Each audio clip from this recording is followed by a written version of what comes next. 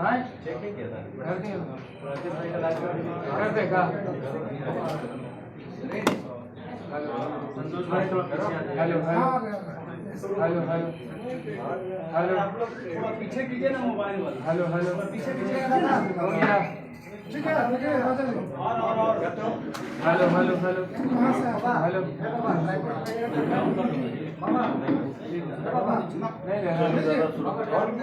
On है।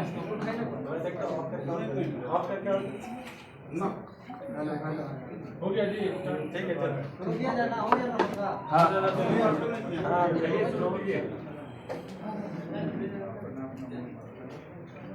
जोहार साथियों, संतोष जी सर पीछे कर लीजिए। आप सब भली भांति कल लोकसभा में लगभग 10 घंटे तक आप लोगों ने वक्फ अमेंडमेंट बिल, जिसका नाम 4 अक्षरों में होता था, उसका बड़ा लंबा चौड़ा एक मेंटेनेंस और मैनेजमेंट, एम्पावरमेंट, डेवलपमेंट, इस सब चीज़ के साथ शुरू कर दिया गया। इसका मूल जो भावना था वो भावना है देश के जो प्रियम्बल में हमारी जो अवधारणा है कि हम धर्मनिरपेक्ष रहेंगे और अपने अपने धर्मों के प्रचार प्रसार साथ साथ उसको मानने, उपासना करने का हमारा संवैधानिक अधिकार बना रहेगा। पूरे विश्व में हमारा देश एक ऐसे देश के तौर पे जाना जाता है जहां लोकतंत्र और लोकतंत्र के पीछे सर्वधर्म संभाव का जो भावना है वो अस्तित्व में रहता है।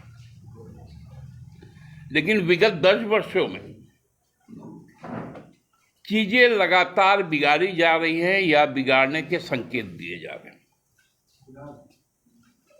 सबसे पहले संवैधानिक संस्थाओं पर केंद्र सरकार का आक्रमण होता है और कहीं ना कहीं सभी संवैधानिक संस्थाओं में उनका कब्जा शुरू होता है।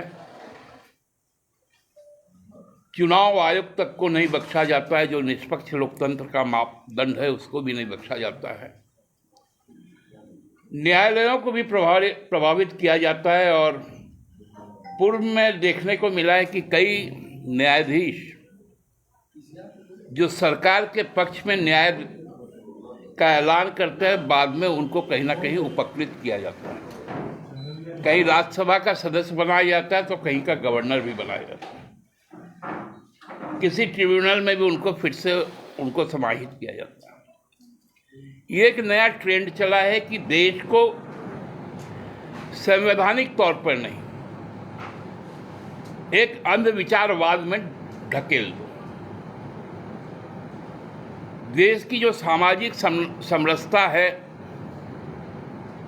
जो गंगा जमुनी तहजीब हम लोग जिसको कहते हैं, कि उसको बर्बाद कर दो।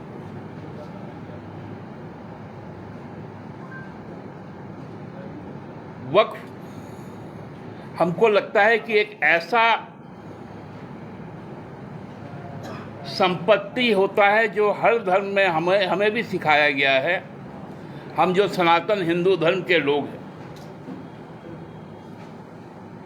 हम भी दान करते हैं और उसको हम लोग दान कहते हैं और उसका जो भूमि है उसको देवभूमि कहा जाता है।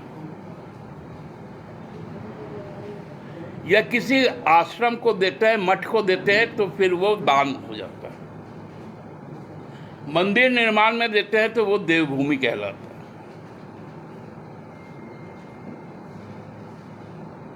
उसी प्रकार जो इस्लाम धर्म में जो सैक्रिफाइसेस है, जो चैरिटी है, उसमें वक्फ भी एक चैरिटी है। और वो हिंदू धर्म में भी उसी की अवधारणा है।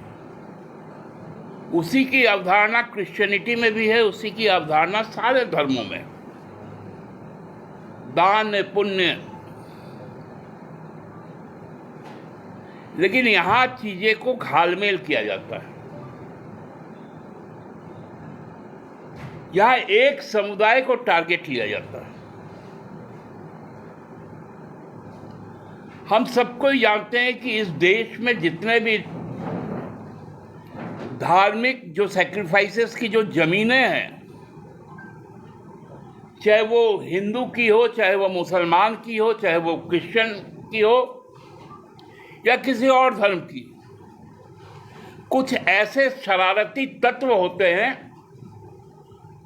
जो खुद के मकसद के लिए ये सार्वजनिक संपत्ति जो दान की होती है उसको बेच देते हैं।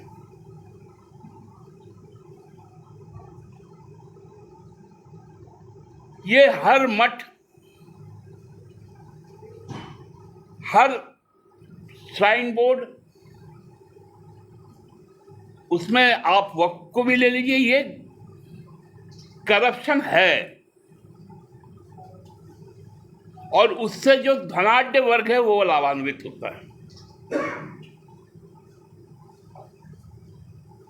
ये वक्फ बोर्ड की जमीन को कहा जाता है कि देश में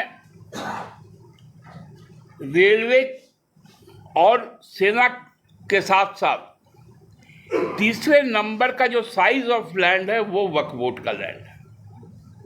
लगभग 9 लाख संपत्तियां इसमें हैं और इसमें सबसे ज्यादा संपत्तियां उत्तर प्रदेश में है, जहां लगभग 27%।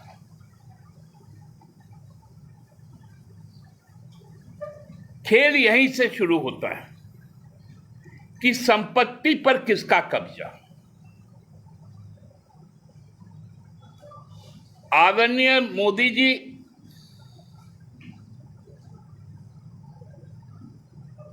इन संपत्तियों पर बहुत ज्यादा नजर रखते हैं। हम सब जानते हैं कैसे पीएसयूज को उनके मित्रों के बीच में बांट दिया गया।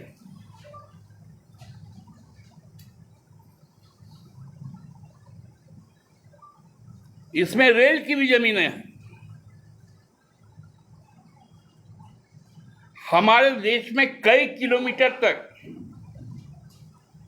चाइना कब्जा करके बैठ जाता है, उस पे बातें नहीं होती। जो सॉफ्ट टारगेट है, धार्मिक तौर पे जो अल्पसंख्यक है उसको टारगेट करो। उसके लैंड को किस प्रकार अपने लोगों के बीच में पहुंचाना है, इसकी तैयारी करो।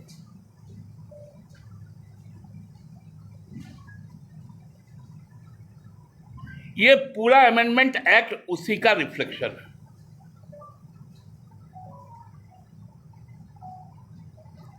लैंड हम सब जानते हैं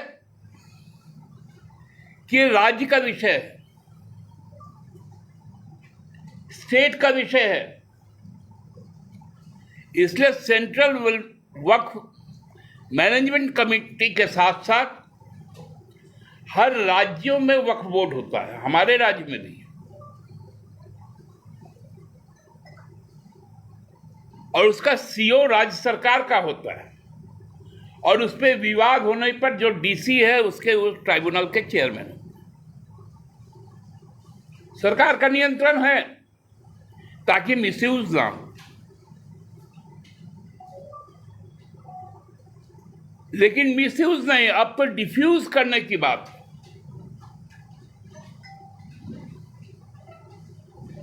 कि इस लैंड को अब लेकर हमको किसी को देना है।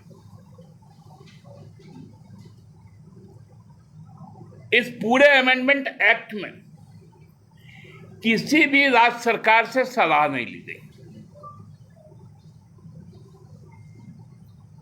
जबकि जो भूमि है ये राज्य का विषय है। अब भूमि पे यदि कोई विवाद होगा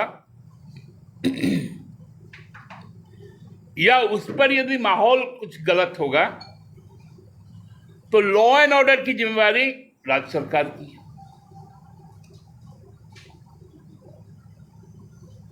वो भी स्टेट सब्जेक्ट है लॉ एंड ऑर्डर। और लैंड भी स्टेट सब्जेक्ट है। लेकिन अब ये स्टेट सब्जेक्ट्स को अब केंद्र सरकार अपने हाथों में लेना चाहती है।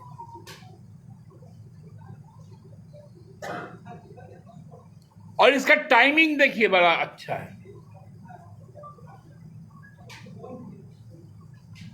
अभी हाल में ही ईद बीता, चैत्र नवरात्र चल रहा है, उस वक्त को ही चुना गया ताकि धार्मिक उन्माद में इस इश्यू को डाला जा सके। ये किसी समाज के भलाई के लिए नहीं है, समाज में भटकाव के लिए।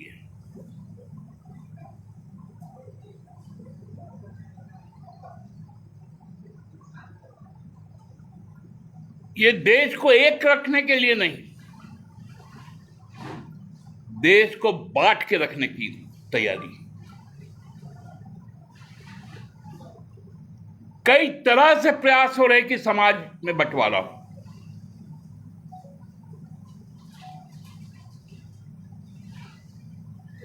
लगभग 100 साल से इस देश में कोई वक्फ हुआ ही नहीं।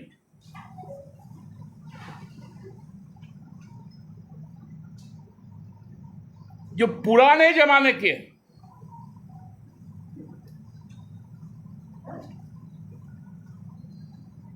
1950 में ये बातें तय कर दी गई थी कि देश में जो भी 47 तक की जो स्थिति थी सब एक रहेगी, और एक रही। पिछले 10 वर्षों में कई घटनाएं हो गई।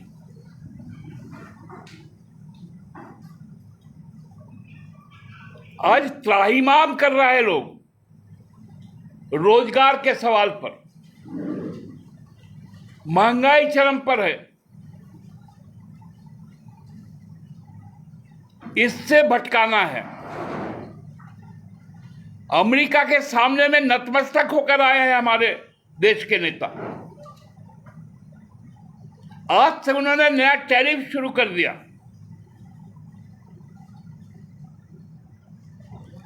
इससे ध्यान भटकाने के लिए वक्फ बोर्ड का इशू आया। जब भी देश में कोई बुनियादी सवाल उठेंगे तो वहां पर एक धार्मिक सवाल लाकर थोप दिया जाएगा और लोगों के बीच में बंटवारा किया जाएगा। हम लोगों ने इस बिल का लोकसभा में भी विरोध किया, राज्यसभा में भी विरोध किया। हम इसे कतई अच्छा नहीं मानते।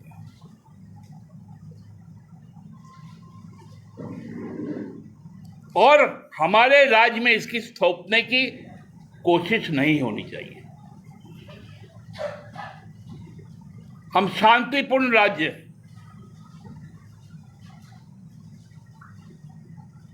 राज्य के सहमति के बगैर कोई भी नियम लागू नहीं हो सकता,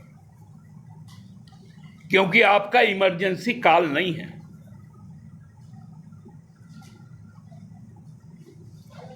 ये बहुत स्पष्ट संकेत हम लोग देना चाहते हैं कि झारखंड में 1 इंच भी वक्फ बोर्ड की संपत्ति माननीय प्रधानमंत्री और उनके करीबी लोगों का हाथों में हम नहीं जाने देंगे।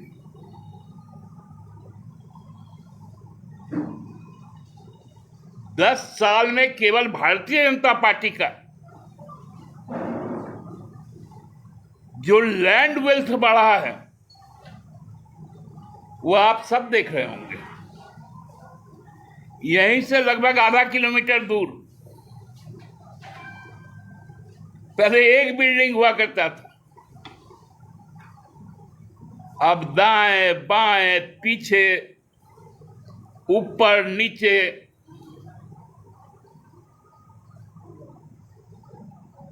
उनका एक्सपेंशन हो रहा है। उस पर कहीं कोई दिक्कत नहीं।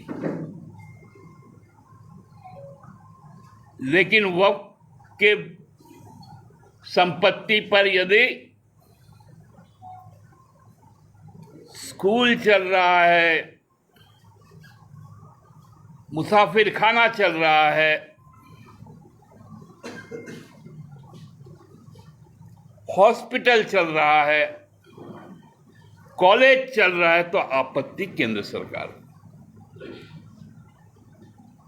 ये विभाजन सांप्रदायिक विभाजन के खिलाफ है। देश में सौहार्द बना रहे,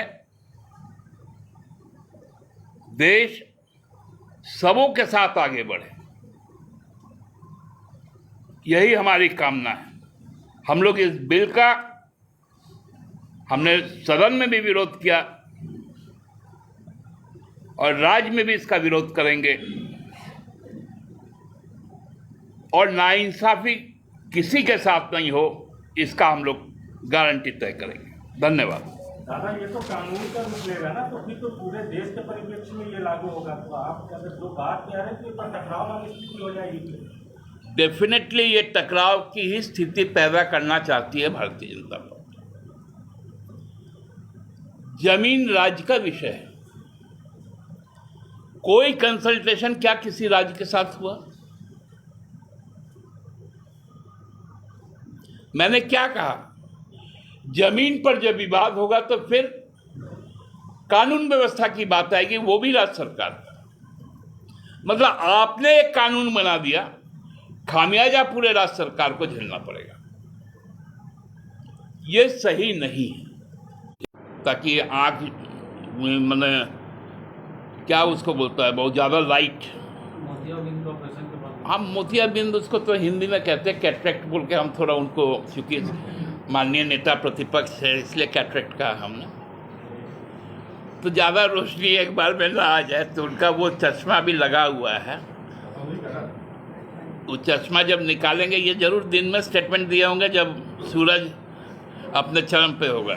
रात को पूछिएगा तो चंदन जी आपको बोलेंगे नहीं, अब ठीक लगने लगा। कोरिया में सबूर के दिन 2 समुदाय में झड़प हुआ, आज सड़क भी जाम कर दिया गया। मामला जो है वो थम नहीं रहा है। अरे भैया, ये थमने का नाम अब लेगा नहीं, इसीलिए तो इस तरह का बिल लाया जाता है बीच बीच में। दादा, एक इसमें जो राकेश ने पूछा उसको थोड़ा सा क्लैरिटी दे दीजिए। स्टेट में लागू नहीं होगा ये लॉ, मतलब ये इसको थोड़ा सा क्लियर कर दीजिए, क्योंकि सेंटर का लॉ होगा तो बाइंडिंग, तो मतलब कैसे इसको। देखिए, अभी लॉ बना नहीं है, प्रोसेस में। Let it be gazetted by the Union Government of India. After taking nod of President of Office, everything will come clear. Then we will decide what course of action we are going to take. दोनों जगह पास हो जाएंगे तो राष्ट्रपति क्या करेंगे? राष्ट्रपति क्या करेंगे की बात नहीं है, राष्ट्रपति का भी मंजूरी उसमें एक अहम चीज है। क्या करेंगी तो हम नहीं ना पूछ सकते हैं। तो बन ही जाएगा। हाँ, तो होने दीजिए, गजट हो जाएगा, सारा नियमावली इसमें आ जाएगा। दादा, कल हजारीबाग में अशांति वाला बात सब मत कीजिए। अशांति वाला नहीं, स्थापना दिवस है 46, उसको लेके आप। हाँ, स्थापना दिवस कल है हमारा। माननीय हेमंत जी भी जाएंगे और बहुत सारे हमारे मंत्रीगण नेतागण जाएंगे कल। चूँकि हम लोगों का एक दूसरा बैठक भी है हमारे महाधिवेशन को लेकर, इसलिए कुछ वरिष्ठ नेता भी नहीं जा पाएंगे, लेकिन बाकी लोग वहाँ पर जाएंगे। दादा, हेमंत हुड्डा का कार्यकाल का 100 दिन पूरा हो गया, कैसे देखते हैं ये 100 दिन को? 100 दिन, 100 में 100। चाहिए ना, 100 दिन 100 में 100 कंप्लीट।